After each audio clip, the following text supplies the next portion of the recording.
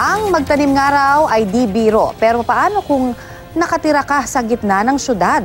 Di raw yan problema at patunay riyan ang ginagawang backyard farming sa isang barangay sa Quezon City.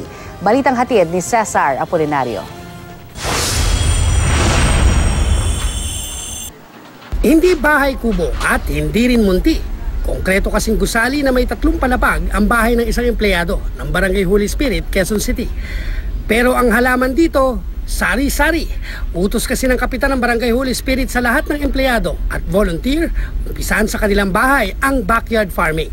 Kaya ang purok leader na si Jun Andres, kahit walang hardin at konkreto ang bahay, may tanim na ubas na namumunga pa. Kuha ko isa.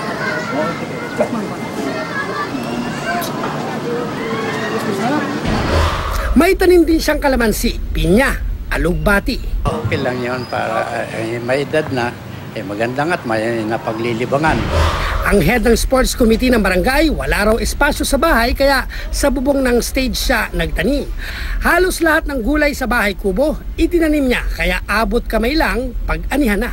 At hindi lang daw silang mag-anak ang nakikinabang. Ang isang ani ko last month, nasa 40 kilos yung nakuha ko. 40 Saan ho kilos. napunta yung 40 kilos? Kapitbahay. Dahil ang kapitan ng barangay ang pasimuno, siya rin ang nagpatayo ng gulayan ng barangay. Talagang ipinatupad ko sa aking mga empleyado na hindi kayo pwedeng ma-renew kung wala kayong tanim na gulay.